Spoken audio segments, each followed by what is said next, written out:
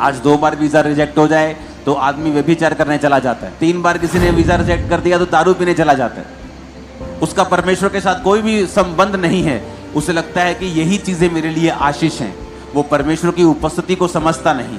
एक बात आपको दिमाग में रखनी होगी कि अगर परमेश्वर ने आपको चुना है तो उसने आपकी लाइफ में बड़े काम करने के लिए आपको चुना है और वो कुछ बड़ा आपकी जिंदगी में करना चाहता है, इसमें कोई शक नहीं। आप परमेश्वर जा रहे थे और रास्ते में जब पेड़ दिखा अंजीर का तो परमेश्वर ने कहा रुको, मुझे भूख लगी। और जब पेड़ के पास गए तो फल नहीं था और वचन कहता है फल का समय नहीं था। फल का समय नहीं था तो परमेश्वर को बोलना चाहिए ठीक है, समय नहीं है।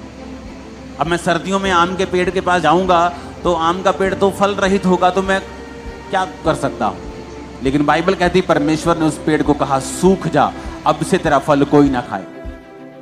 क्यों? क्योंकि अंजीर के पेड़ की खासियत है जब वो पत्ते देता है तो फल भी देता है। तो वो धोखा दे रहा था। पत्ते तो दिखा रहा था दूर से कि दूर से पत्ते देके यीशु मसीह पास तो आए, लेकिन फल नहीं। तो हमें ऐसे विश्वासी नहीं बनना है जिनका हालेलुया आमीन तो ऊंचा हो, लेकिन अपने कर्मों से वो हालेलुया और आमीन का इनकार कर रहे हो। कि मुंह से तो हालेलुया ऊंचा है कि यहोवा की स्तुति हो, लेकिन अपने कर्मों से वो शैतान की स्तुति कर रहे होते हैं। अगर यहोवा की स्तुति हो तो व्यभिचार तुम्हारी जिंदगी में फिर क्या कर रहा है?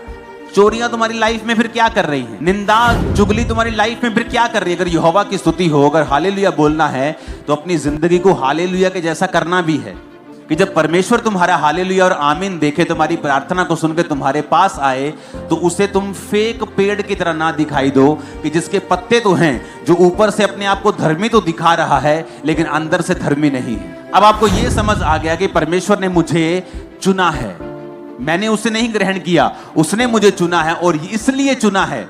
प्रभु कहता मैंने तुम्हें चुना है और ठहराया है कि तू बहुत सा फल लेके आ। अब हो सकता है परमेश्वर ने आपको, क्योंकि 2 तरह के बुलाहट परमेश्वर आपको देता है। पहली बुलाहट सबकी एक है जो मत्ती में लिखा है कि जाओ और सब जातियों को चेला बनाओ और सुसमाचार सुनाओ। अगर आप डॉक्टर हैं आपकी बुलाहट यही है, अगर आप इंजीनियर हैं आपकी बुलाहट यही है, आप एक रिक्शा वाले हैं आपकी बुलाहट यही है। सबकी बुलाहट है कि जाओ और सब जातियों को चेला बनाओ और उन्हें बाप बेटा पवित्र आत्मा के नाम से बपतिस्मा दो। सबकी बुलाहट है ये। कोई नहीं कह सकता कि मैं बिजी हूं, मैं बिजनेसमैन हूं, मेरी वाइफ करती है, कोई नहीं कह सकता, क्योंकि ये परमेश्वर का हुक्म है।